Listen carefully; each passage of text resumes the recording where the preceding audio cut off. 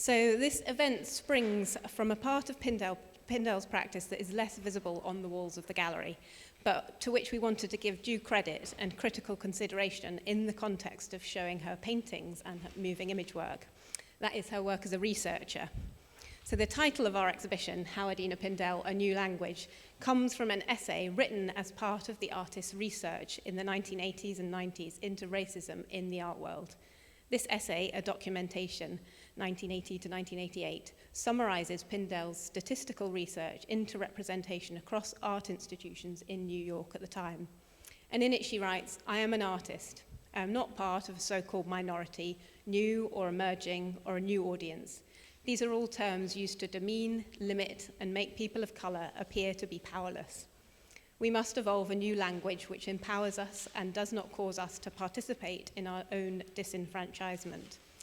She opens the essay by describing the motivations for her research, which arose from working as a curator at the Museum of Modern Art for 12 years, where she writes, "I experienced all of its paradoxes and doublespeak perspectives about issues of quality." With this event, we've asked the speakers to think about the paradoxes and doublespeak of which Pindell writes and to consider the legacy of her work. In what ways is it still relevant today, and how does it translate to the context of contemporary Scotland?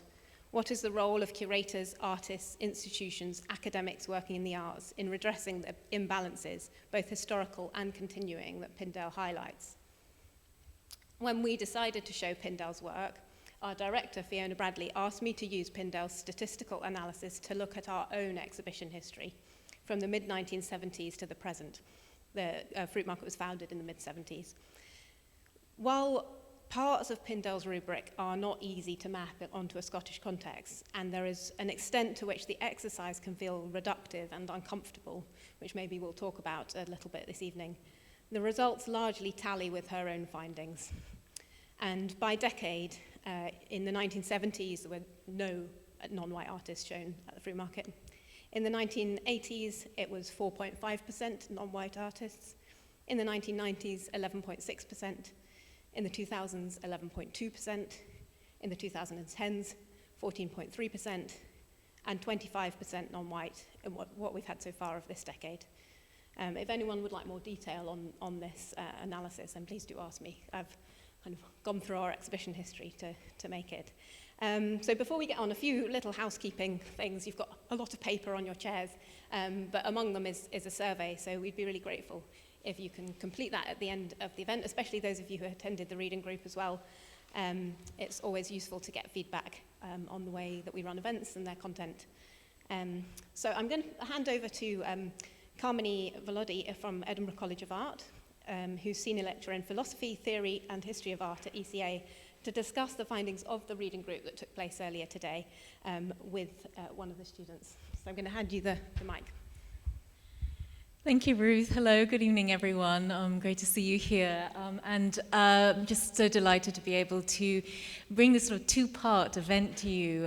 One of the nice things that we've been able to do is to think about research, the artist as researcher, the student as researcher, research crossing the university and the art world structures in a way that sort of continues and extends many of the provocations and questions that Pindell's work raises.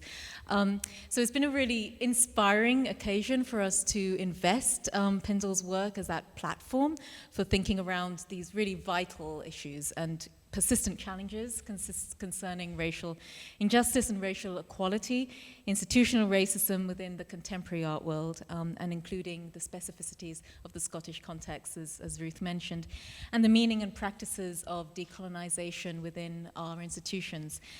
As Ruth mentioned, whilst Pindell's works were made in the context of the New York art world in the 80s and 90s, the ones that we've been focusing on for this seminar today, the questions she raises have always extended beyond that context, revealing or exposing the porosity of the art world and the world at large, in her own words, and the former as a sort of kind of microcosm of the latter, something for us to explore. And the intersections of global histories of slavery, persecution, white supremacy, and protest, the need to continually remember and redress past atrocities, and the continued realities, as her most recent works in this show, made in part in response to the murder of George Floyd and the Black Lives Matter protest movement, reveal. We see how current and contemporary those works remain. The resurgence of interest in her works over the last 8 years is symptomatic of this, as art world institutions have increasingly sought ways to engage in inclusion and diversity and challenge racial biases and inequalities. Pindell's work alerts us to the need for such reflection and action, as well as progresses made over the past 4 decades. And I write this a day after the announcement that Sonia Boyce has become the first Black woman to win the Golden Lion at Venice, but also the risks of tokenism, stereotyping, and continued segregation under the banner of diversity, and the exclusionary dynamics of language and the exhaustion of its criticality, prompting us to ask, what does meaningful, lasting change mean, and how do we envisage and articulate our equality? And what does success look like for our institutions and beyond? Her work also compels us to examine the uses and abuses of data, how it can empower, how it can oppress, how it can be a tool for protest, and the potent mix of personal testimony and statistics in her work across her writings and her multimedial practices is particularly relevant in our data-led times. So, as Ruth mentioned, we've invested Pindell's show as a prompt for us to reflect on aspects of the Scottish context tonight, not only the art world, but the world of the university, which many of us here belong to, the intersection between these spaces, and indeed the social spaces within and between institutional structures. As such, today is also an opportunity for us to reflect on our practices as a community of university researchers, practitioners, educators, students, curators, artists, and activists. So in this spirit, we've just had a really inspiring and dynamic session, a reading group led by 3 postgraduate students at Edinburgh College of Art. And I'm delighted to welcome Yunki Lee, who's going to help sort of talk through some of the insights from that session and some of the key things that we discussed. So just,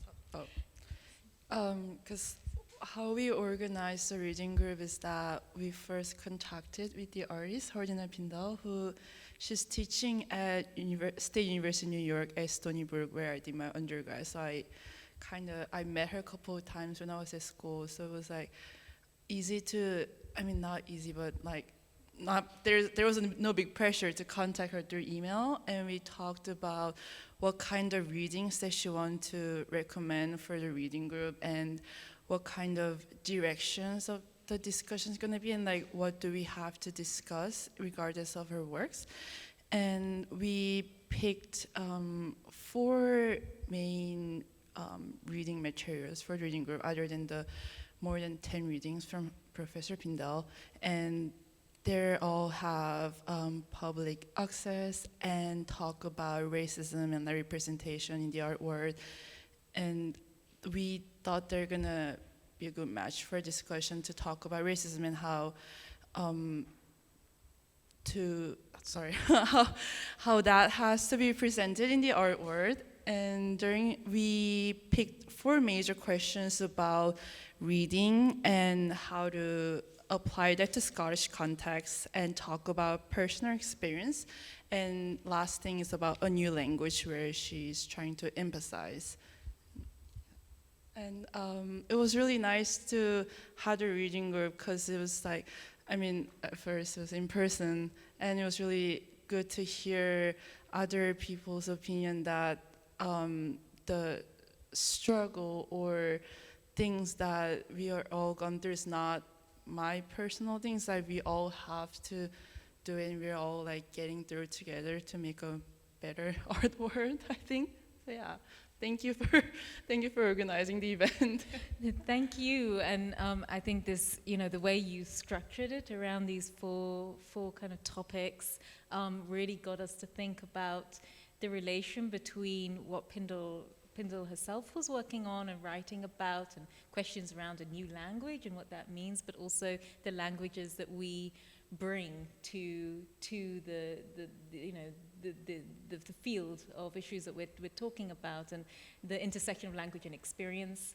And I think having that conversation outside the university, sort of within a community, was also really important. It's okay, actually, the porosity of languages is really key to how we think about the kind of the ongoing dynamics of sort of some of messages in Pindell's work. So I thought that was really, really inspiring, and it's offered us a nice platform for the panel discussion today as well. So thank you, everyone. Was there anything that anyone else would like to contribute as insights from the discussion? Right. Well, I think we can go on then. So I'm going to hand over to my colleague Glaire Anderson, Dr. Glaire Anderson, who's my colleague at the University of Edinburgh, and who's going to be the chair of the panel discussion this evening. Dr. Anderson is a senior lecturer in Islamic art and at the university, and a specialist in Islamic art and history during the Caliphal period, 650 to 1250, and an advocate for the power of Islamic visual culture to reveal a more diverse and interconnected global history. You are the author of The Islamic Villa in Early Medieval Iberia, which was published by Routledge in 2013, and your current research focuses on diversifying gaming and digital cultural heritage, with a long-standing interest in digital art history. So thank you so much, Glaire, and just hand over to you. Wonderful. Thank you, Kamini, and thank you to Kamini and Ruth for inviting me to participate in this event today. I sat in on the discussion, and it was a very moving discussion for me personally. So anyway, I'm very pleased to introduce the speakers, and what I'll do is I'll introduce each speaker in turn rather than introducing everyone at the beginning. So I'm very pleased to begin with an introduction to Dr. Susan Cahan. She is Dean and Professor of Art History at the Tyler School of Art and Architecture at Temple University. She specializes in contemporary art and the history of museums, and she's the author of Mounting Frustration, The Art Museum in the Age of Black Power, which was published by Duke University Press in 2016, and which explores the era of Pindell's research into art world racism. So very wonderful to have you, Dr. Cahan. Welcome, and I will hand it over to you. Thank you so much for having me. Thank you, Fruitmarket. Thank you, Ruth Brederick. I'm thrilled to be here, albeit virtually. And it's really strange because you're looking at me on a screen and I'm looking at you on my screen. But I will try to deal with this strange hybrid nature of this event. I'm going to share with you some research that I've done into Howardena Pindell's practice as an arts activist. And I'm going to talk with you about where I think that perspective came from in terms of her own work history and her professional history. To lay the groundwork for that, I first want to say that the institutions that comprise the art establishment determine what constitutes high art. And Howardena has talked quite a bit about this. These institutions determine what constitutes high art through a process of selective acquisition, selective display, selective forms of interpretation. Up until the late 20th century, African Americans were virtually absent from this circuit as cultural producers and cultural consumers in the United States context. Prior to the late 1960s, one could count less than a dozen museum exhibitions in the United States that had featured the work of African American artists, with the exception of museums at historically Black colleges and universities. And on the rare occasions when the work of African American artists was shown, it was typically in segregated contexts. These would be what we now consider to be the sort of ethnicity-based or culturally based shows. One prime example in the US context is contemporary Negro art that was held at the Baltimore Museum of Art in 1939. In the late 1960s and early 70s, several large-scale exhibitions focusing on African American culture were mounted by major museums in the United States, including the Metropolitan Museum, the Museum of Modern Art, the Whitney Museum, the Brooklyn Museum. The invisible yet very real boundary separating African American art from the universal notion of art had been pierced. Yet these shows did not bring about a seamless transition to integration. Each was a wildly contested event, a spark that ignited debate, dissension, and often protest, revealing divergent visions of progress. The tensions continue to this day, even as we have seen a surge in attention paid not only to contemporary artists of color in our own time, but also, and very, very gratifyingly, to an older generation that came of age in the 1960s and 70s, including artists such as Howardena Pindell. Pindell was one of the few African Americans to have a curatorial career in a major museum, working, as you know, both as an artist and as a museum professional. She was hired at the Museum of Modern Art shortly after she finished her MFA in 1967, and she has been a fearless truth teller in the art world, looking at what she describes as a, quote, nepotistic interlocking network, close quote, in which artists and art workers experience, quote, an industry-wide restraint of trade, close quote. And this restraint of trade limits some artists' ability to enter the system. Pindell is a complicated figure whose full range of accomplishments as an artist is only now beginning to be recognized. This panel, of course, is about her voice as an activist, which has been indispensable to our understanding of the museum as a politicized space. Even before she published her Art World and Racism text in 1988. This text, which Ruth mentioned, Art World and Racism, Testimony, Documentation, and Statistics, is Pindell's best known contribution as an arts activist and cultural critic, which exposed through data the institutionalized racism within prestigious New York museums and galleries. Now, just as a reminder, Pindell was born in 1943. She earned her BFA from Boston University in 1965 and her MFA from the Yale School of Art in 1967. This was a period in which American culture was undergoing tremendous social change. Educational institutions were integrating to a limited degree. And like today, there was a surge of interest in work by artists of color in major museums. In 1967, Pindell began working at the Museum of Modern Art in New York City. She eventually moved into a curatorial position in the Department of Prints and Illustrated Books. And she would work at MoMA for 12 years until 1979 in a variety of capacities, including exhibition assistant, curatorial assistant, and ultimately associate curator. Her quantitative research shined a spotlight on the exclusion of artists of color from galleries and museums in New York, the center of the art market at the time she was writing. In her research, she meticulously traced the representation of artists of Africa and the African diaspora, Latin America and Latinx artists, Native American artists, and Asian American artists. And her research unequivocally documented the vast underrepresentation of what we now call BIPOC artists. But her work at MoMA enabled her to do something very nuanced and specific.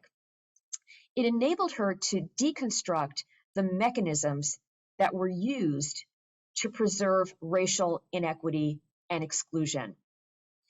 So she would hear on a regular basis the rationales and the justifications for the exclusion of artists of color. And so she was able to document and debunk the fallacies that propagated within the art world. For example, she wrote, "The art world will state that all white exhibitions, year after year, with few and far between occasional tokens in both the public and private sectors and ghettoized, segregated art communities tangent to the so-called mainstream, are not a reflection of racism.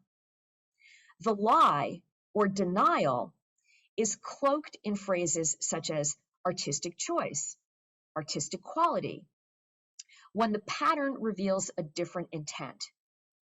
She wrote, "When I call volunteer lawyers for the arts concerning racial discrimination in the galleries, public institution, and relative omission from the art magazines, I am told that artists are independent contractors and have no rights. You cannot prove racism when it comes to artistic choice. And if you can prove it is racism, so what? There's nothing you can do about it." That was a quote from Pindell's text. I believe that these keen insights, her ability to identify and pinpoint the kind of language that was used to dismiss artists of color and to deny racism, was directly informed by her professional experience. Having worked at the Museum of Modern Art for 12 years, Pindell knew the ins and outs of the art world, the way things work to advance an artist's career or to limit it, the formal and informal modes of communication, from exhibition reviews to cocktail party conversation. Liberal whites, including white artists, are called out by her for their blind spots, microaggressions, and outright violence. Now, knowing how these dynamics worked, really, as you heard from her own voice, frustratingly did not necessarily mean that it was going to be an easy job ameliorating these mechanisms of exclusion.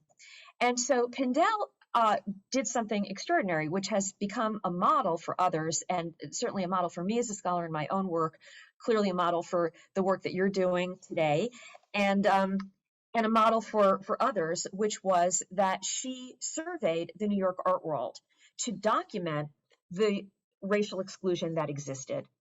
I'm going to share my screen and show you a few pages from the Art World and Racism text that she originally delivered as a lecture at a symposium at Hunter College in 1987 and then published in 1988. She carefully surveyed all of the exhibitions of the major galleries in New York City and documented which ones were 100% white in their artist representation. This is for the year 1987, 1988. And you can see that she published the names of the galleries, their addresses, and their telephone numbers, which was all public information, implicitly, of course, encouraging others to note this information and perhaps take some action themselves. She then went through and chronicled in descending order, galleries which showed some artists of color. And she did a survey of museums that, interestingly, began in 1980, continued through 1987. And you'll recall that I mentioned that she worked at the Museum of Modern Art until 1979.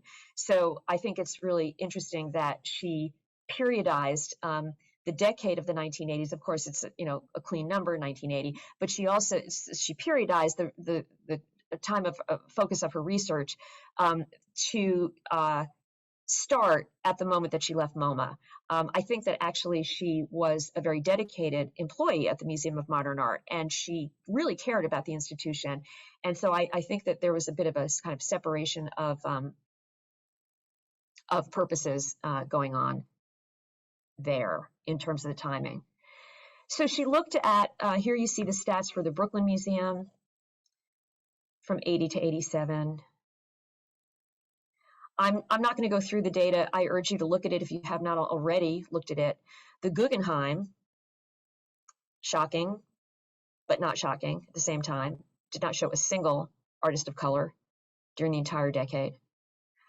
The Metropolitan Museum, which interestingly has a populated record here, but not necessarily with work by living artists and not necessarily with work by individual artists, which Pindell herself notes. But I would actually say that that is one anachronistic element of her research, is that she's looking at one-person exhibitions as the sort of pinnacle of achievement for an artist, which of course it was and it probably still is. But I think that she glosses over a more radical reinterpretation of this data by kind of discounting shows that do not glorify the individual. Here we have, okay, more on the Met. And then her conclusions down here. And then MoMA, her former employer. Concluding out of 242 exhibitions listed, there were 2 one-person exhibitions of works by artists of color. Both exhibitions were film or video presentations, which of course in the hierarchy of the art world at that time, film and perhaps even today, that at that time in film and video were barely admitted as forms of expression on par with painting and sculpture. The Queen's Museum, and I'll stop sharing now. So that gives you, those pages give you a taste of how Pindell presented her statistical research, and it's jarring because, even if it's a little off, like let's say she even herself admits there might be some group shows with names of artists who she didn't necessarily know their racial identity. Even if she's off by some gigantic margin of error, it's still devastating, devastating data. At the time that she, as I said, at the time that she started periodizing this data, she had just left the Museum of Modern Art. And her experience at MoMA, I will demonstrate, really informed her approach to researching the artwork as a whole. Despite its international scope, MoMA's historical record of working with artists of color in the United States was very slim.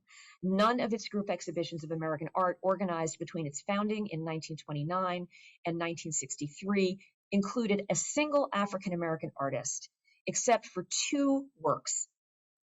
During this nearly 45-year period, only 2 works by African American artists were shown in the museum's group exhibitions of American art. William Edmondson and a Philadelphia portrait painter named Samuel Brown. Both were in a traveling show that went to the Jeu de Paume in Paris. There had been one-person exhibition of work by an African-American artist in 1939. That is William Edmondson, the same artist included in this traveling exhibition of American art. A so-called primitive artist who had a certain exotic appeal for the museum, and Bridget Cook has written extensively about that exhibition. Now, in the late 1960s and the early 70s, artists, and particularly artists of color, began protesting at museums for their inclusion. These protests are documented in the book that was mentioned, Mounting Frustration, the Art Museum in the Age of Black Power. And there was a lot of activity that went on at the Museum of Modern Art during the time that Howardena Pindell was working there. In fact, in 1970, under the museum's director at that time, who had been newly appointed, John Hightower, there was a study conducted to survey the museum's involvement with work by artists of color in order to figure out, how to respond to these criticisms that the museum was getting and these protests that were being staged at the museum as an outgrowth of the civil rights movement, to include more artists of color. John Hightower, the director, proposed an analysis investigating the museum's exhibition history. And the charge to a committee that he formed on the Board of Trustees was to determine whether or not or how the museum had a legacy of neglect of what at that time they referred to as Black, Puerto Rican, Mexican American, and American Indian artists. The committee would, quote, study the role of the Museum of Modern Art with respect to the works of various ethnic groups and recommend to the Board of Trustees any changes in the operations of the museum which it may find appropriate and desirable in order to increase its usefulness in this area. Now, Howardena was an assistant curator in the Department of Prints and Illustrated Books at this time, again, one of the few African Americans in a curatorial position in any museum at that time. And the director, John Hightower, asked her if she would serve as one of the staff members on this committee, and she agreed.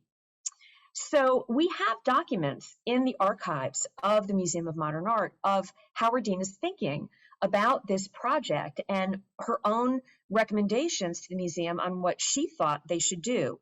Now, she was, in fact, the staff member charged with reviewing the exhibition records for the Department of Prints and Illustrated Books and generating the data on the department's record of showing work by artists of color. So she reviewed the artists in the museum's print collection and identified 1,633 artists with these tallies, national tallies: American, 597, Australian, 5, Austrian, 12, and so on. Of Puerto Rican artists, there were 10, and they were separated from the American artists, even though Puerto Rico is part of the United States. And so even though we don't see specifically because it's interesting that this committee, the impetus for this committee was to respond to protests by American, U.S. artists of color, and yet the structure of the survey looked at the national identities of the artists in this global context, so that there was this sort of shift in research focus, which I think is very interesting and demonstrates a kind of a skirting of the issue that generated the committee itself in the very beginning and generated the study itself. So, but what we can see is that, having taken on this task at MoMA, this is a strategy that this is exactly the strategy that Pindell would apply more broadly in her own research in the 1980s, monitoring the demographics of exhibitions at New York museums and commercial galleries. Pindell didn't only look at the numbers in the museum's exhibition history. She also made other suggestions. She suggested expanding the museum's press list. She wrote, members of the Black and Puerto Rican press should be added to our regular mailing list and press review list in order that they may be more fully informed of the activities of the museum. I feel that it is somewhat patronizing to notify them only of the event that we feel may be of some interest to them. The international subcommittee, which is another committee of the board committee that she was working on, has touched on this point in a discussion concerning the publicity program necessary for an upcoming show of African textiles and decorative arts. We do not need to wait that long to let the public know that we are accessible.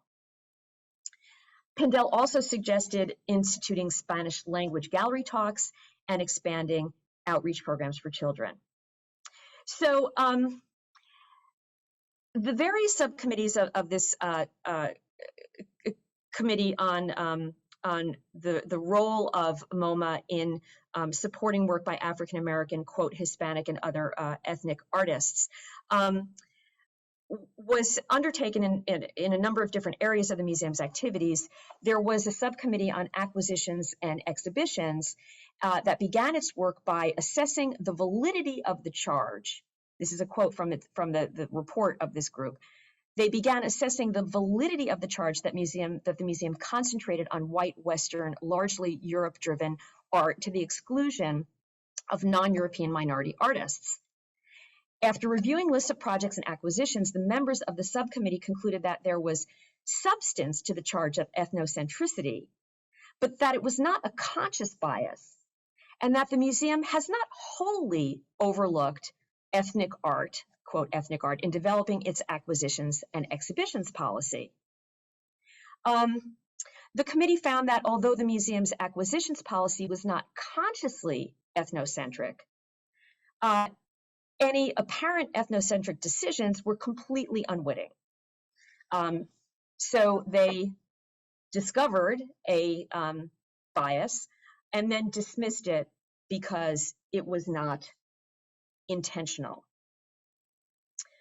Okay, so ultimately, in answering the question of the committee's original charge, what is the museum's responsibility to African American, Hispanic, and other ethnic art, the report concluded, it is significant that fulfilling this role requires no substantive change in the museum's present policy.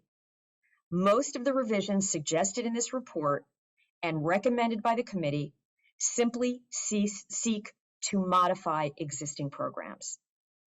So no doubt this would have been a disappointment to those who were looking to see the Museum of Modern Art become more inclusive, including Howardena Pindell. The director of the museum himself, who convened the committee, who I interviewed, told me that, this is a quote from John Hightower, he told me that there really was a strong sense of not wanting to change, of considering what change might consist of, and then deciding, we really don't want to be on the cutting edge. No doubt Pindell's intimate involvement with this process and its outcomes sharpened her powers of analysis and her ability to identify the dynamics of racism in museums. She ends Art World and Racism with 10 salient questions, which I share with you. 1, how culturally diverse is the curatorial staff?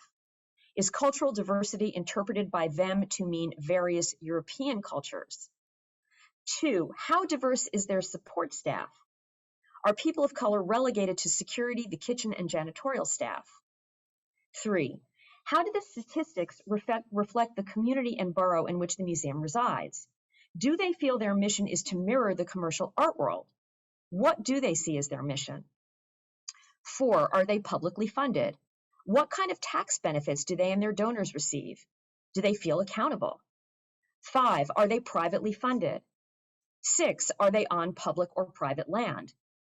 7, do they relegate the community or local artists to small community galleries? 8, are their education programs designed to imprint knowledge, or are they designed to reach out and expand knowledge? 9, are their boards of directors 100% white, 90% white? Are their acquisitions committees 100% white? If not, is there only token representation? And 10, do they feel it is controversial to show works by artists of color? What is the controversy? For whom is it controversial? Is it controversial for the trustees, the donors, the public? Who are the public? So she poses these questions about institutions to help us employ ourselves these tools of analysis to understand what's going on in institutions. And these questions are still relevant to our understanding of power dynamics and racism in the art world. Because even as Pindell documents exclusion, she also helps us understand the politics of inclusion, which is a critical topic today. In fact, as critical, if not more critical today than it was in the 1980s, as we are seeing more artists of color being included in museum contexts. Pindell's remarkable career and body of work demonstrates how artists participate in cultural discourse on multiple levels, through their artwork, their research, their discussion of cultural issues. Her unwavering willingness to call out racism she sees has educated, and empowered us all to see and tell the truth. Thank you. Okay, thank you so much, Dr. Cahan. Next, I'd like to introduce Nikki Kilburn. She is a photographer whose practice explores how identity and lived experience creates complex realities. Her most recent project, Our Voices, was shown at the Fruitmarket in February. and she is co-founder of True and Woke, a Scotland-based organization that focuses on the lived experiences of women of color, the arts, and social impact. And I also want to mention that True and Woke worked with the Fruitmarket on the well-being guide that accompanies the exhibition. And this is a really wonderful contribution, and it's one that I hope more galleries will follow suit. So welcome, and thank you, Nikki. Thank you. The Our Voices exhibition was exhibited alongside the Howardena Pindell work, and that was portraits of women of colour living in Scotland with a shared experience of racism. There was also a soundscape where each of their voices and stories was told, and that was accompanied by poetry and song lyrics.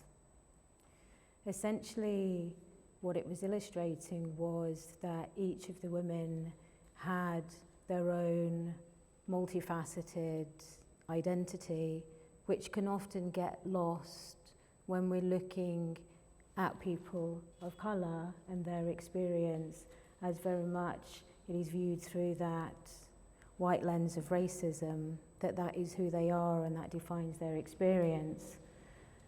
The portraits were deliberately posterised, and that was to reclaim space, as the experience of black people and colour is often marginalised and viewed as something that is outside the dominant experience. So when we relate that to the exhibition of Howardena's work here, we can connect through it being a central dominant experience, that the work has been centred in the main gallery. What we also have there is the relatable historical experiences that each of the women living in Scotland has, and I think that everybody who is a black person of colour living in Scotland will have a relatable experience of racism. What each of the women could relate to through the work of Howardena Pindell is that they all had, including myself, whether it was a historical, a social, a cultural resonance with the experience of racialised trauma. And so what we then think about the reality of slavery, we think about colonialism, and we think about imperialism, and we think about these things that are often othered, and they're seen outside of our experience, but actually we all have points of reference. It depends on proximity. It depends on, has this impacted on your life, on your history, on your family, on your community, on your society, within your country? Have you seen it? Has it even been visible to you as an experience? So how much does it really resonate? So then it's really important when you have people coming along and engaging with the work and connecting, that is supported, where we have a duty of care, galleries, institutions that are exhibiting material where it has trauma content. There has to be a duty of care to the people that are connecting within this space to ensure that they are not at risk of re-traumatization. And we need to understand that there is always a risk when work is being exhibited and it has trauma material, especially through the experience of a racial context, that it can be too often fetishized, or it becomes entertainment. And we need to acknowledge and recognize that trauma is not entertainment. that historically lives have been shattered and continue to be shattered, but only through having this very visible articulation of how everybody is relating to it from a different contextual and historical and social experience, can we start to maintain and have helpful conversations and put support in place that is going to make a difference. So that then, I think, brings us to the point of really thinking about needing to work in consultation with artists and with creators, because there has to be that element of co-creation, of understanding. So we've just heard really a lot about the locked out experience that Howardena Pindell articulates really well, that often decisions and choices are made by patrons, by curators, by commissioners that are really looking at quotas, they're looking at statistics, and they're viewing that through a white lens, because what's their point of proximity to the history, to the work, to the experience? And also, they're looking for something that validates their narrative. So what we also find and have is we have, especially across Scotland, is we will have tokenistic representation of the work of people of colour that echoes the narrative that the curator or the patron wants to hear, wants to represent, and that can very much sadly and unfortunately be associated with the worst case scenario of the people of colour experience. So what we're looking at is these stereotypes and too often narrow representations of the identity and the artwork. So from this perspective, co-creation and co-production, as I said, at all levels across an organisation within decision making is paramount and important. And if we're saying that we all have a shared history of imperialism, of colonialism, we all have, an understanding of how our systems have been framed through or from slavery, surely we can start to have equal and proportional representation. Surely we can have more than 10% or 5% of a quota that is then offering a certain perspective, a certain viewpoint on how Black people of colour are seen and viewed. And then maybe we can start to just remove that one-dimensional lens, that white lens, so we can start to have a multicoloured perspective. And I mean that from the sense of multi-perspective, so that we are only through conversation, meaningful conversation, and often decisions and choices are made based on theory and based on numbers, and actually not based on the quantitative data. And quantitative data is more important because that tells us why. Why does this even matter? Why is this important? So often it can be even reframing how we're even doing our research, how we're even gathering that information to be able to tell the story. And when people are coming along, going back to that point around making sure that a museum, an institution, a gallery offers a safe space for everybody, we need to ensure that everybody's going to have an equal and safe and supportive and welcoming experience. And I think that's really, really valuable and important. And one of the other things I think that is valuable for us to think about as well is that often what we have is we have tokenism, as we know, has been discussed already. So we have one person representing multiple communities.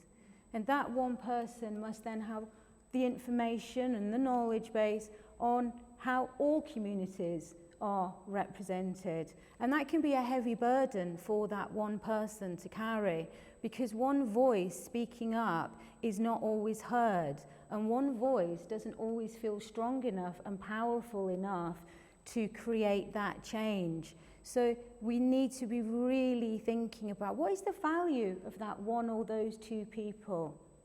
What's the purpose? Because if we really want to have and make a significant difference, it's really important that we start to support that one person. And it's really important that we start to bring the people forward that are furthest away, and we start to look at the artists that are doing work that is completely different from those expected narratives, from those historical narratives that we're told are the identity of those people. That's me, guys.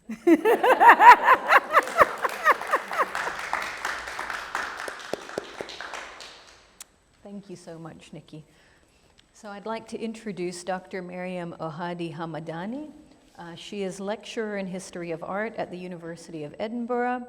Her research interests include transnationality and diaspora and the politics of post-war abstraction and visual culture in Britain and beyond.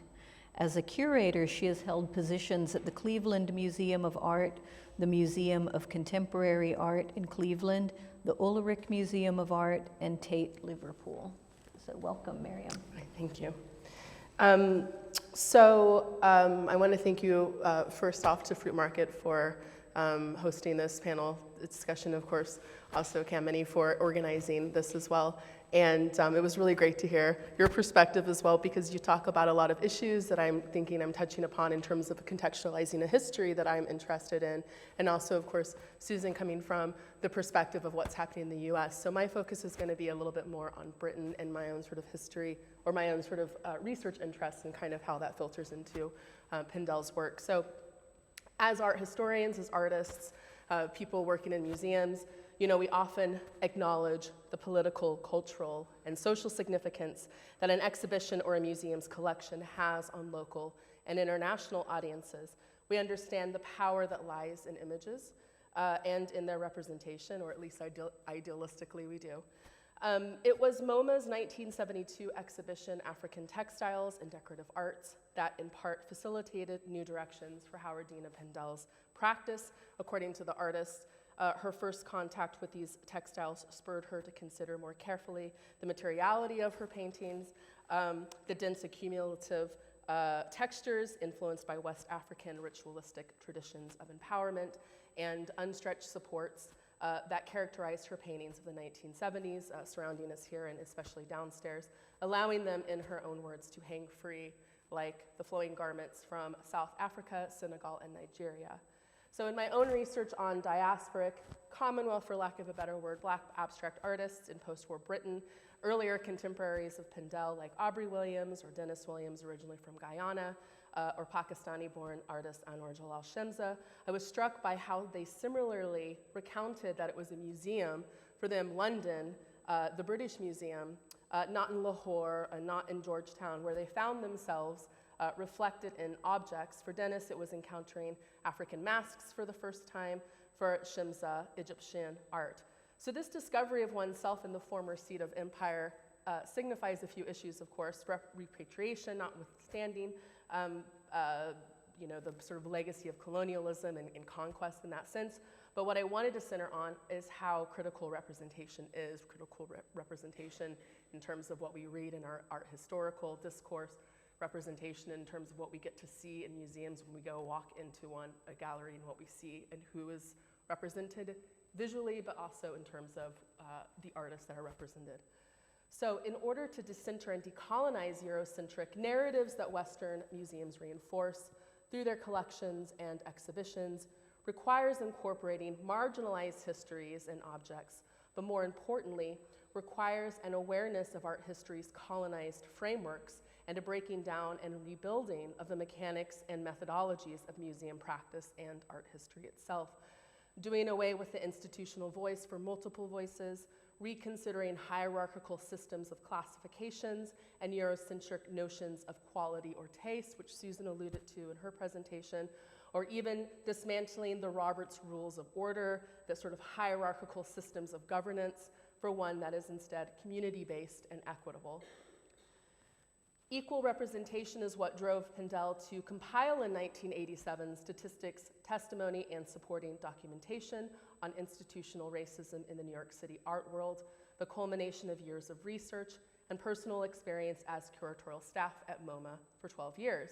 Now, as Pindell's research unsurprisingly illustrates, the lack of representation of Black artists in New York City galleries, in exhibitions, and in collections are all interconnected. Again, Susan pointed this out. For example, she discusses how lack of gallery representation feeds into lack of museum representation, as she says that artists of color face an industry-wide restraint of trade, limiting their ability to show and sell their work. And if you're locked out at this level, you're locked out at all other levels because each feeds the other.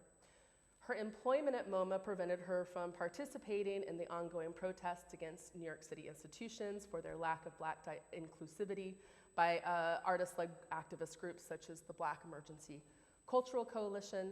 And Pindell's abstract paintings and practice during the 1970s were really consciously decoupled from any overt activist or political statement, although there was a previous panel that the Fruitmarket held that I was a part of, and we've argued that these objects are still political, but the overt sort of statement really isn't reflected, I would say, in Pindell's practice until 1980, when her practice and these sort of activist politics really began to collide. Having co-founded the feminist art space Air Gallery in 1972, Pindell, disillusioned by tokenism, would leave the collective in 1980, but not before responding to a racism that she said was very subtle, petty, and underhanded by participating in the dialectics of isolation and exhibition of third world women artists of the US at Air, which included her film, and the only film included in the exhibition, and also in this exhibition, Free, White, and 21, which she talks about these sort of tokenistic responses, or she sort of responds to the tokenism that she feels like she's faced, not only as a Black artist, but also as an artist who's working and dealing with abstraction and not with didactic representational sort of forms of imagery. So today I want to focus on artists and their own museum and gallery experiences of visiting them, of protesting their institutional inequities, and of the connection between curatorial and art practice. The 1980s was a period where art and politics collided, both in the US as well as Britain, and the 90s, 2000s today, it's always colliding.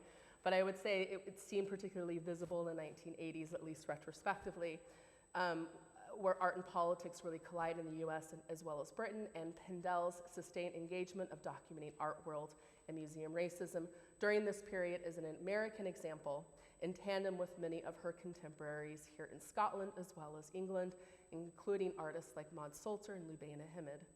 The decade can be characterized by a liberally minded but misguided multiculturalism in the arts sector, the rise of cultural studies and identity politics, and in Britain we've got Thatcherism, union strikes, race riots, and the growing presence of the National Front.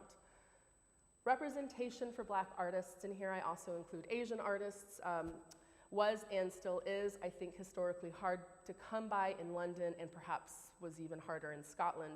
And this is because, unlike London, which was really the hub for artistic activity in Britain, and I mean this in terms of the galleries being there, the museums being there, these post-war artists who are coming over from Guyana to study are coming to London because those are, most of the art schools might be there, and that's sort of where their British Council or their Commonwealth scholarships are funding them to come to, right?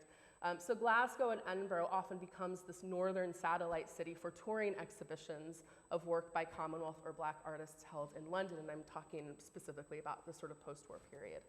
So one little known example, for example, is the Commonwealth Institute Art Gallery that was in London, one of very few galleries in the 1960s that gave Black artists, and 70s as well, that gave Black artists solo exhibitions, and they toured several of these shows to the Commonwealth Institute that was here in Edinburgh that operated from 61 to 96 in Rutland Square. So Frank Bowling, for example, who just had a retrospective at the Tate in 2019, exhibits here in the 3-man exhibition at the Commonwealth Institute's small space. Nigerian artists like Ben Osawe and Uzo Oganu are exhibited here in the 60s, 70s, and 90s. And Glasgow was one of the host cities for the 1965 Commonwealth Arts Festival, which was held in London. And in conjunction with this festival, we have somebody like Aubrey Williams, who was included in an exhibition at the Glasgow, University of Glasgow during this festival in '65. But also when we regard the careers of Black artists in Britain, their connections to Scotland are often sidelined, and this is, I think, the main thrust of an exhibition currently on view at the Glasgow Gallery of Modern Art, curated by Mother Tongue alongside Howardena Pindell, which is the Afro-Scots exhibition. And what their sort of thrust of their exhibition is to give representation to these forgotten narratives by showcasing work of modern and contemporary arts with ties to Scotland. And this exhibition, of course, includes Alberta Whittle, who is currently representing Scotland at the Venice Biennale, Tam Joseph, Donald Locke, and Maud Salter.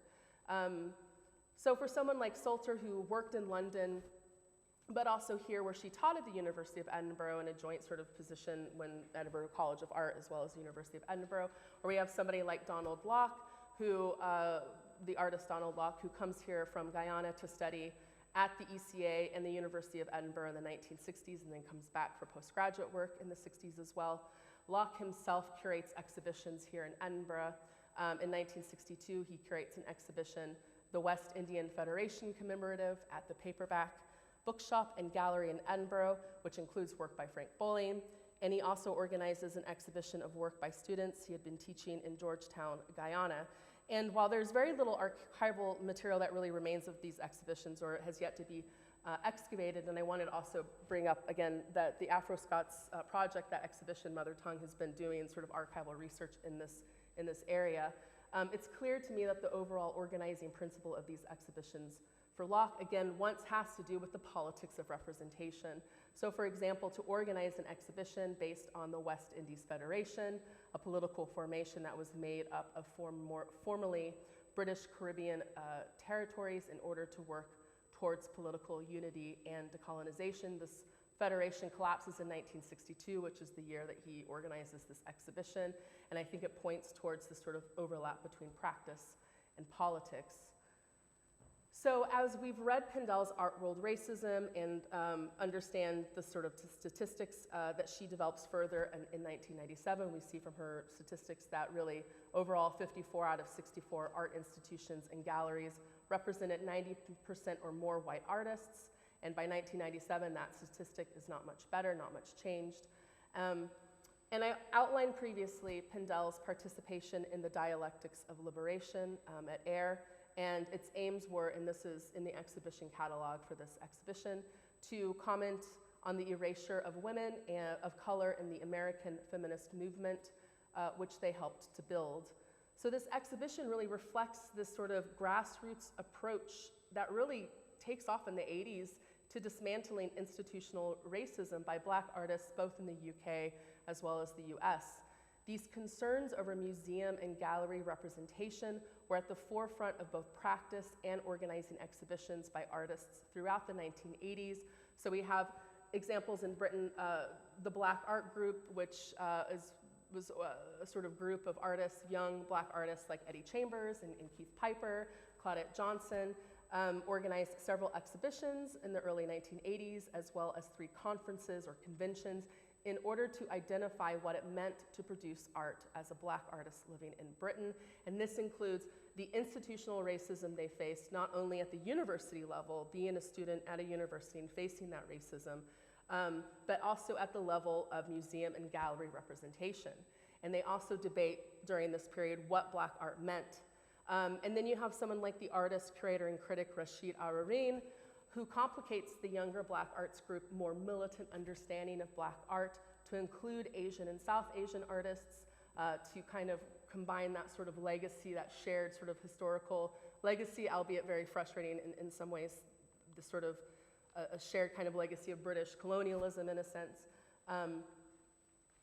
And he does this as a speaker at the Black art group's first sort of national convention.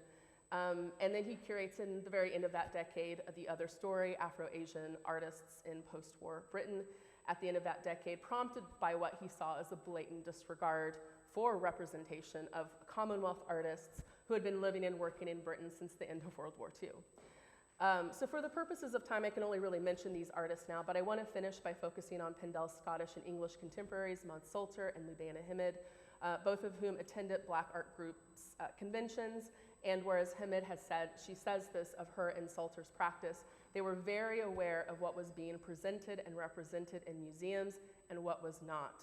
So Hamid organizes 3 exhibitions in 1985, the 5 Black women at the Africa Center, the Black Women Time Now at Battersea Arts Center, and the more well-known and documented Thin Black Line at the ICA in London. And they're canonical for histories of Black British art because I think for the first time in Britain, they brought Black women artists of African and Asian origins together.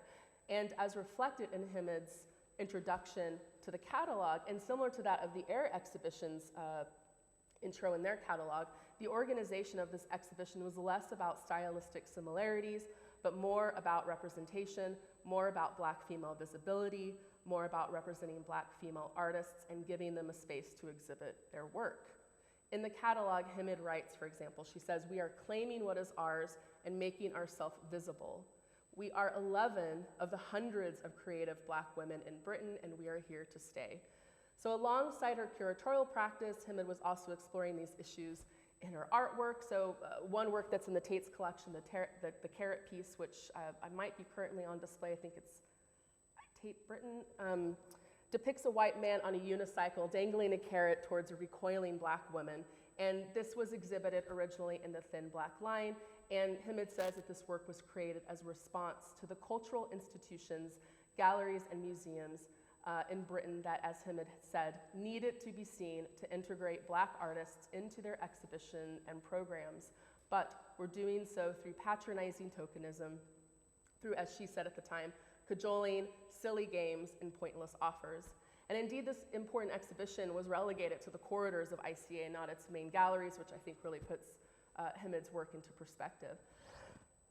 And then we have a Glaswegian-born Maud Salter, who participated in Hamid's exhibitions, and her practice throughout the 1980s and 90s was also deeply impacted by her own experiences, frequently visiting museums in Scotland as a child. So, for example, Salter had planned initially to produce a work for the Thin Black Line that represented imagery of the Glasgow Museum's Salvador Dali's Christ of St. John on the Cross in order, and this is what Hamid says retrospectively, in order to directly reference a very well-known acquisition in a Scottish art gallery. And as Hamid remarked of Salter's practice and own interest in curating, this is again Hamid saying about talking about Salter's practice, her encounters in Scottish museums are significant all the way through her visual work, and in this way every conversation about art or history, museums, or about writing had Scottishness, whatever that is, running through it. She could see that Black women were not being shown or written about enough. And so Salter, like Hamid, was active in giving this representation when institutions weren't. So for example, with the photographer Ingrid Pollard, she founds the Black Women's Creativity Project as a way of facilitating the production and dissemination of work by Black women, and also curates a 2-week long festival celebrating Black women's creativity. So just to quickly conclude, I've only given these very brief examples of how institutional racism and lack of Black representation has been mapped and challenged by artists, either through documenting concrete statistics of art world racism, as Pindell did, or by organizing exhibitions and giving visibility to Black artists, or by addressing such issues implicitly or explicitly in art practice by using the museum and the gallery object as a metaphor for current political situations. And I think what this also brings up again are the responsibilities of the curator, the responsibilities of an institution, and the artist as a curator as well. So I'll just end there. Thank you. Thank you. So in the interest of letting all of our wonderful panelists finish their thoughts, I have allowed us to go a little bit over time, so I apologize for that. But we do have a few minutes, right, Ruth, for questions and discussion.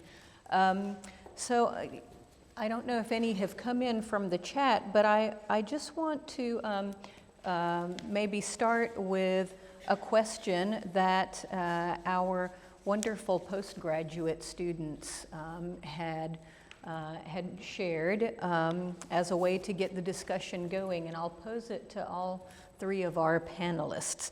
And this question relates to the idea that Pindell brings up of creating a new language that will empower. So my question for the panelists is, what does diversity look like for artists and institutions, and what should it look like in 2022? And each one of you has touched on different aspects of diversity representation and the closed systems that Pindell was critiquing. So do you have thoughts on what diversity looks like in 2022? And maybe I'll start with, can I start with Nikki maybe, or would anyone like to jump in? I can give you all a chance to reflect on that for a moment, but...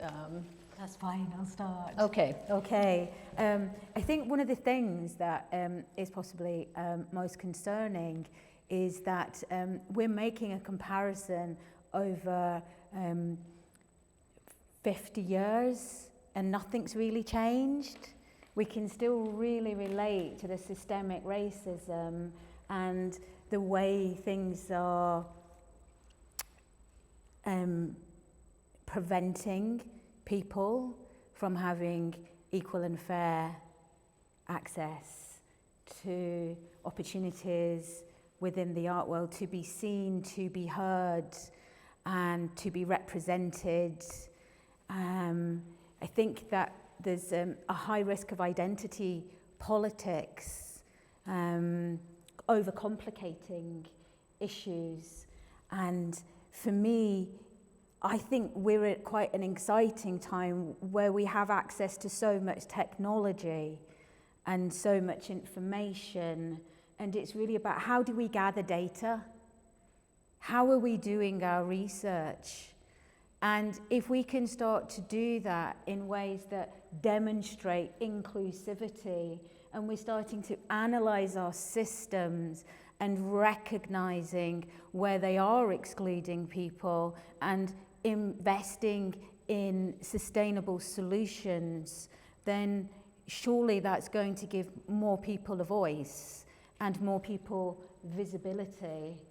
I think creating radical groups for change, across institutions, really investing, because there really needs to be significant investment at a strategic level where funding decisions are made, where commissioning and curating, ideas and then mapping, but not just across one city.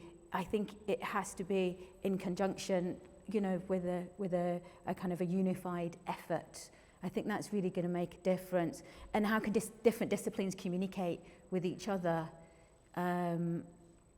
Because I think so much work is being done across multidisciplines that are relatable to the arts when it comes to questioning the bias and finding solutions.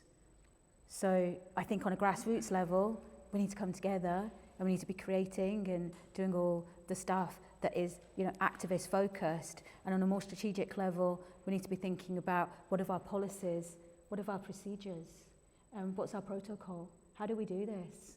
And making sure that we're really analysing and looking at policy and recognising where it is actually preventing. Thank you, Nikki. Susan or Maryam, I wonder if either one of you would like to contribute next. I mean, I'll go. Thinking about diversity. So the one thing that just sticks out is this notion of tokenism that Pindell talks about and the burden of representation. First off, I don't even know if I like the word diversity because it's so connected with this multiculturalism notion in the 90s that, like, if we bring in, a black artist and we've done our job for the year, galleries, kind of museums, you tend to think that way in a sense. But in terms of diversity, for me, it's about exhibitions. I'm so tired of walking into a gallery or to a museum and seeing an exhibition based on the color of one's skin, or a region, or a nation, when it's the only sometimes way for us to get to see some of the artworks that have been in storage or have not been displayed for years. So for me, for example, I did my research and my dissertation back in 2012. I began this dissertation, this research on somebody like artist Dennis Williams. I wrote a whole, article on his work. I published on him. I had not seen that artwork in person until I went to the show at the Tate, the Migrating Worlds exhibition.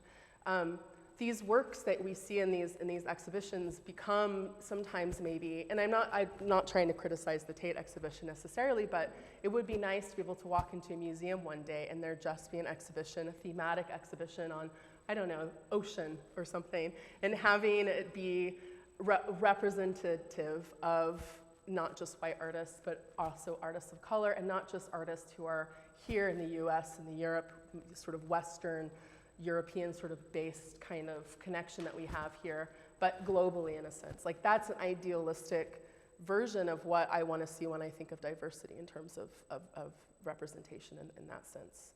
So I don't know if that makes sense, but that's where I'm at. Absolutely, yeah, thank you. Susan, would you like to come in? Thank you. I would agree that the term diversity is a little problematic, and what I would focus on would be social justice.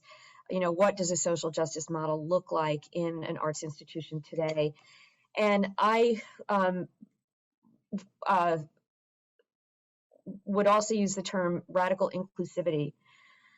We have been doing a project here at Tyler recently where we're working to make our studio facilities accessible to people who have physical differences, including or any kind of difference, but particularly physical differences that make it hard to use our studios, which, while compliant with legislation that mandates accessibility, it doesn't necessarily mean that students who are in a wheelchair, for example, can use the sinks in some of our studios or can navigate around and use some of our equipment. So why am I bringing this up? Because the idea of ability or ableness as being a form of exclusion, and how do we extend accessibility on every dimension has been on my mind. And I was recently chastised for saying that my aspiration is for Tyler to be the most accessible art school in the country. I was told that that's actually a kind of hyperbolic statement, that everybody's different and abilities vary so with such nuance and with such individuality that what we really should aspire to is being receptive to the self-identification and the self-identified needs and preferences of students coming here. Not that we can somehow make ourselves all things to all people, but that it's a constant process of inquiry and dialogue and working together to do this. And so I think that, when we talk about diversity and we talk about identity, I think that this also is a constant process of working to be as radically inclusive as possible and to avoid tokenism by, I think, preserving the notion that some art is of greater interest to some people than other art, and that there is actually such a thing as quality, and that doesn't mean that what I would consider to be of quality is the same as what everybody else on this panel would consider to be of quality, but that there is artwork of interest that can come from any corner. And if we're vigilant and we're focused on a radical sense of inclusivity, we will be open to a constant expansion and redefinition of what we even mean by diversity. I was at a conference just a few years ago where there was a trans artist who was saying that they had not ever seen an openly trans artist in any museum exhibition. Well, things are changing now, and the concept of inclusivity and diversity is changing. So I would see it as a dynamic process. Thank you. I just want to check and make sure that if there are questions coming in on the Zoom chat, that we don't neglect those as well. There are a couple on the Zoom chat. So the first one is, have the panelists seen examples of institutions improving representation without falling into tokenism? Or would the conclusion be that this is impossible while the staff of organisations and stakeholders are largely white?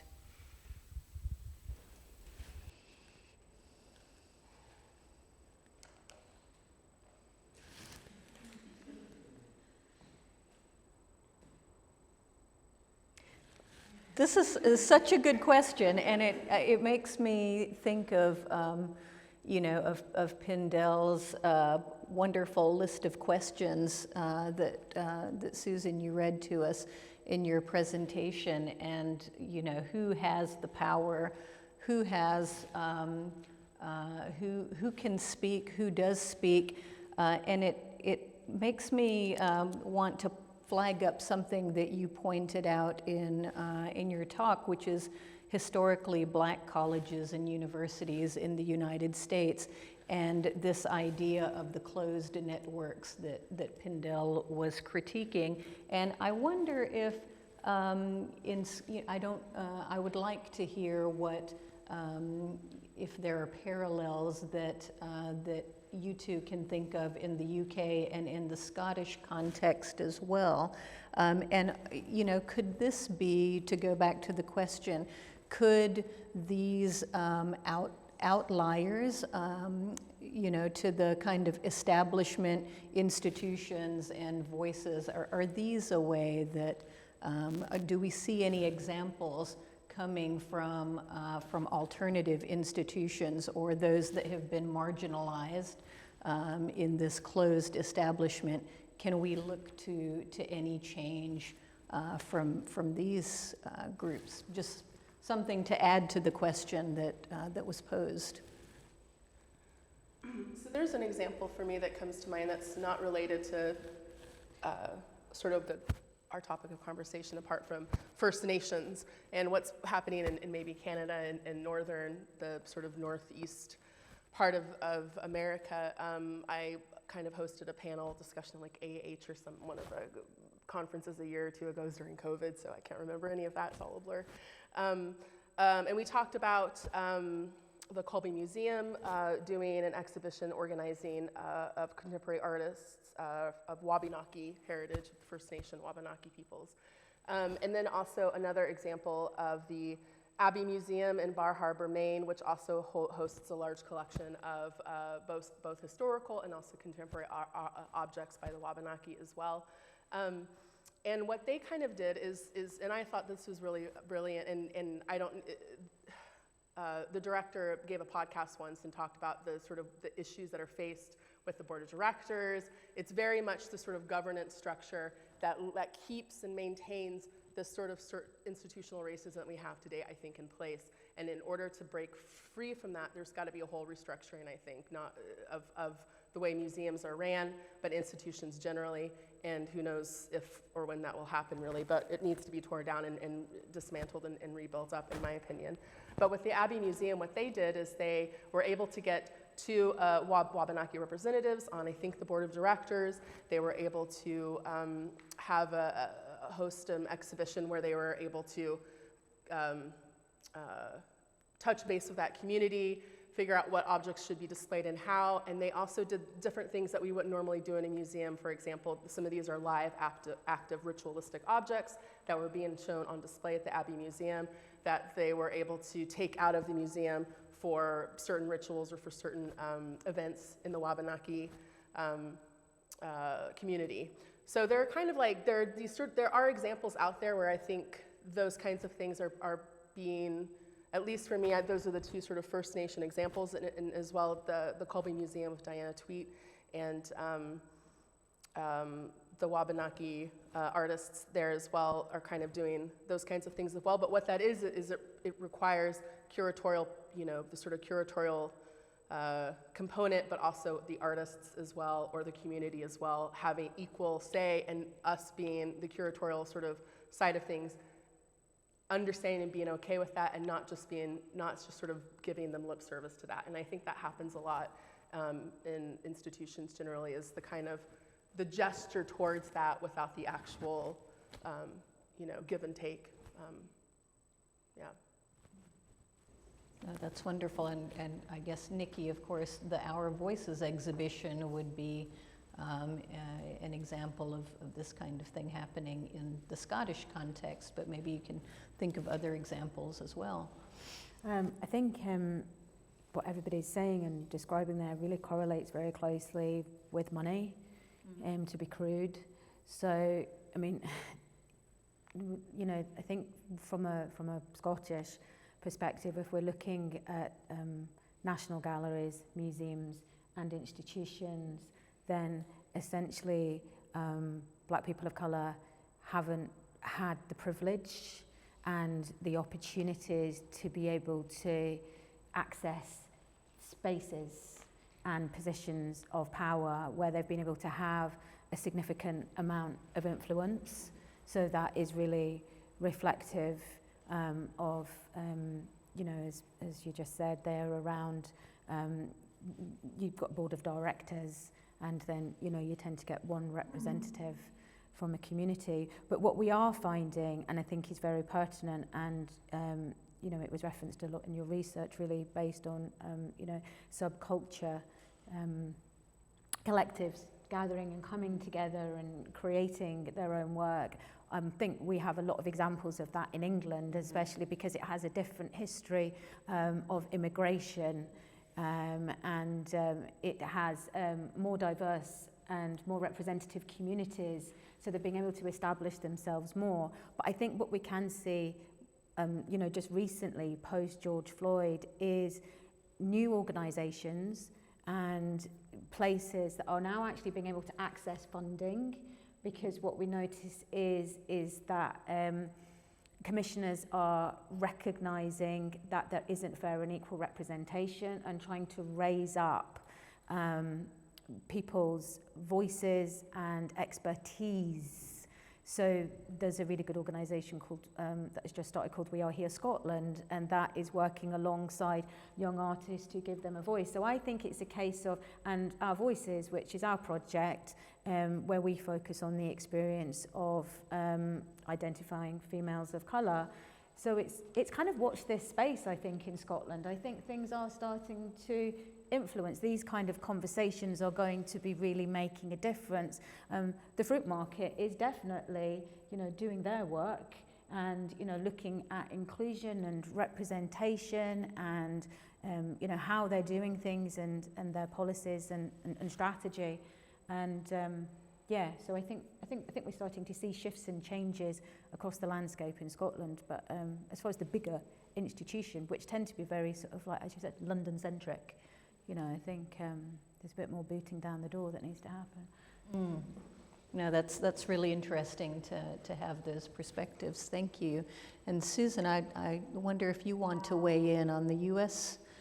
I do, and I want to encourage everyone to visit the National Museum of African American History and Culture, which is part of the Smithsonian Institution, which has been decades in the making. In fact, the first legislation to start the museum was introduced in 1988, and it opened, I think, in 2015 or 2016.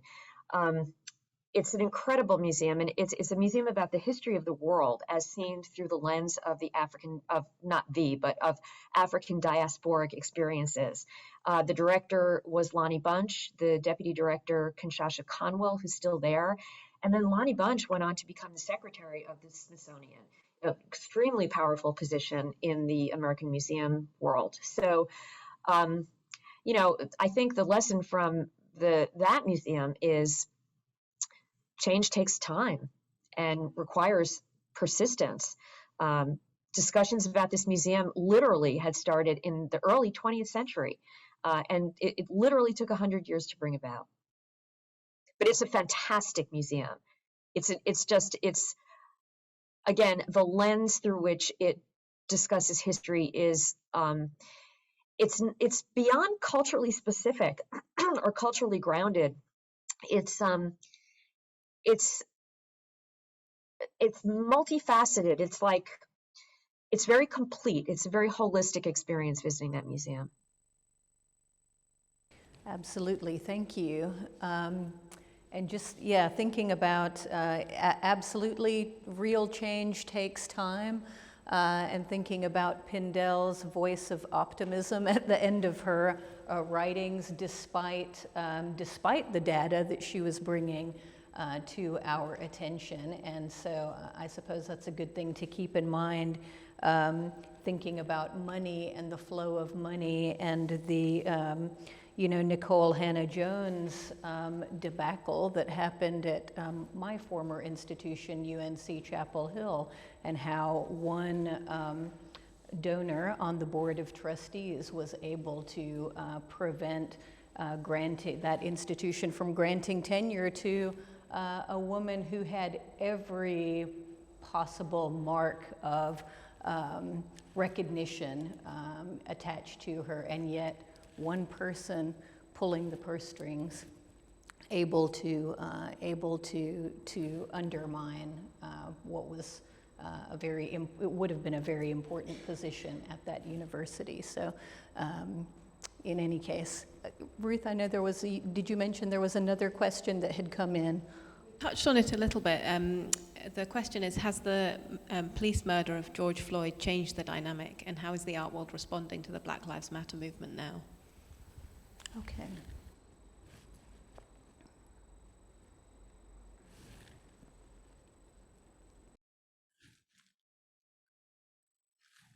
I would love to try and answer that question, but I don't know quite what the asker means by the art world. So it's hard to figure out how to address that question. But what I can say is that in terms of art world activism, there has been, an upsurge of activism in the art world and in general in the United States since the killing of George Floyd. And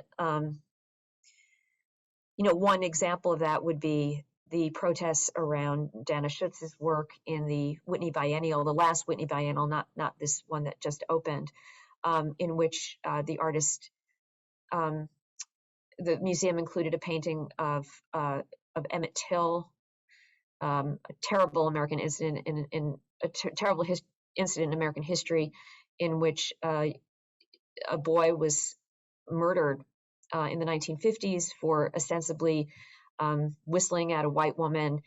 It ended up being a fabrication. The boy was murdered. His body was found. A picture of his body was published at his mother's request and with her agreement in a magazine at that time. And in order to expose the brutality of the murder, an artist made a painting based on that photograph shown in the Whitney Biennial. I think it was 2019. And there were protests against the inclusion of that artwork that were directly tied in with the Black Lives Matter movement and against the appropriation and ostensible exploitation of violent imagery of Black bodies. In any event, I would say yes, there's been a direct connection, but I don't know exactly what the questioner is wondering about in terms of art world response. Too, I think there's always these times. Think about periodization. There's this time in the '60s, what I research, where everyone's thinking like, we got to make a change, we're going to do this, and everyone's gung-ho about it. There's some political event or some social event that occurs, and then it just peters out.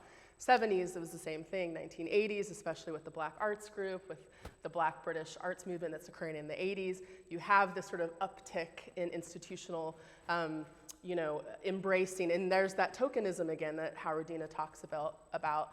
And so for me, I'm thinking, I wonder if it's too soon to tell, because we're still in the middle of the pandemic, and I think George Floyd and the protests in 2020, those kinds of things, it's still too recent to tell whether or not this is going to continue. And I think, again, as you said, it requires not just institutional, but it requires really deep connections and relationships between the artists, those in the community, and really taking a look at what the institution of museums are. Museums are inherently colonial institutions. That's exactly what they are, especially in this country, or especially in the UK generally as well. So for me, I think about what has happened, that some of the conversations that we've had surrounding the art world, and I guess if we want to talk about public monuments as part of the art world in that sense, that's something that it seems like an actual immediate reaction to something that had been discussed for a very long time with the rise of the Black arts movement. And then we have Charlottesville that happens in 2016, 2015 in the States, where, so I attended the University of Texas at Austin. That's where I got my PhD. We had Confederate monuments on our campus. And every day I'd walk by after Charlottesville or before Charlottesville, and I'd see Black Lives Matter graffiti. They'd wipe it down. I'd see it the next day, they'd wipe it off. And those ridiculous monuments were still there. And how does it feel like to have this sort of public space and to be a Black student walking in that campus and to see that at the main entrance of the university that you attend?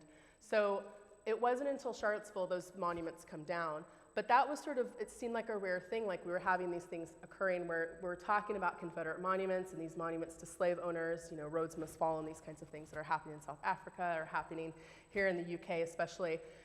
In light of the Black Lives Matter protests. And that was one sort of identifiable change that I think has happened, is there was a conversation that I would have with my students about public monuments, and they'd be on the fence, like, should we take them down? Should we leave them up? Do we contextualize them? Do we stick them in a museum? Or do we bury them, or do we find a way of altering these monuments in a sense?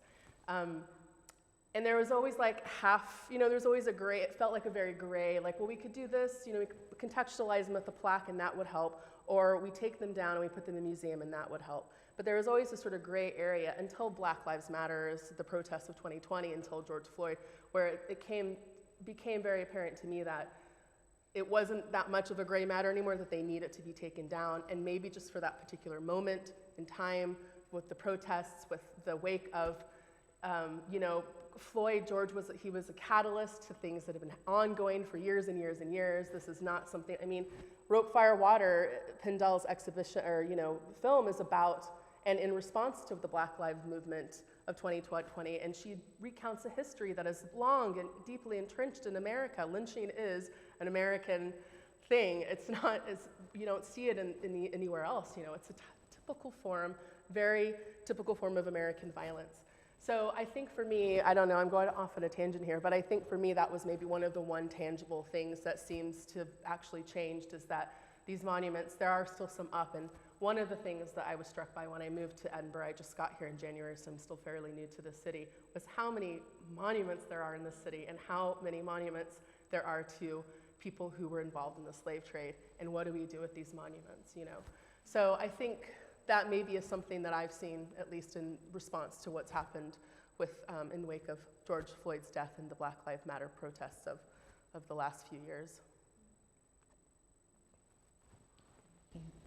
I'll just add to that very briefly around the monuments in Scotland and what you mentioned there about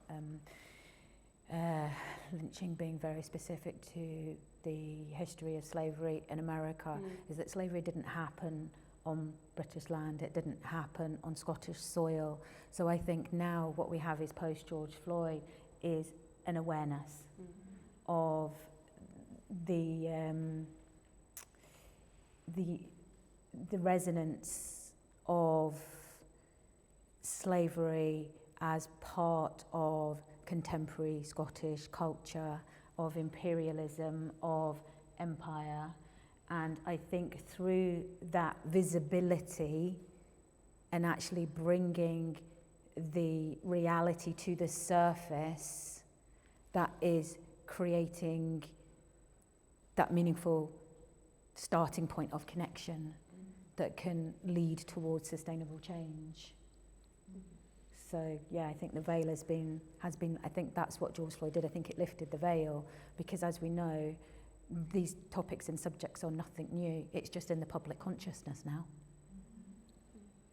Absolutely. I think that's such an important point. And having come from the context of the South to Edinburgh and seeing the way Confederate monuments on my own campus, and I was so moved and full of admiration for what the students on our campus did. And they were the art students who found a way to exercise their own agency, and they took our statue of Silent Sam, the Confederate soldier, down in just a wonderful way. I invite you all to go to Wikipedia and read about it if you're interested to see how these students did finally decide to exercise their agency and make that very, very important move.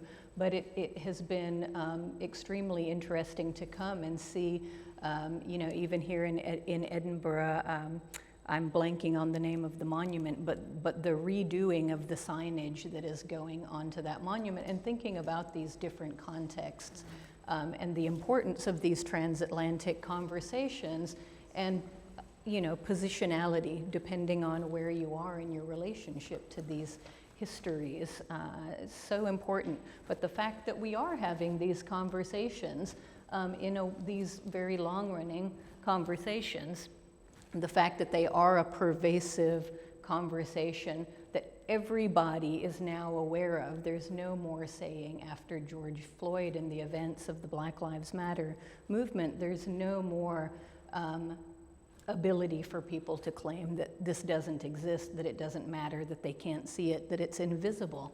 And thank goodness we're past that, at least. So I don't know how we're doing for time, but yeah, we should probably wrap up. I think we've gone over our time, but I do want to thank, and I hope you'll join me in thanking Dr. Susan Cahan, Nikki Kilburn, and Dr. Maryam Ohadi-Hamadani. Thank you so much, and thank you for organizing this event.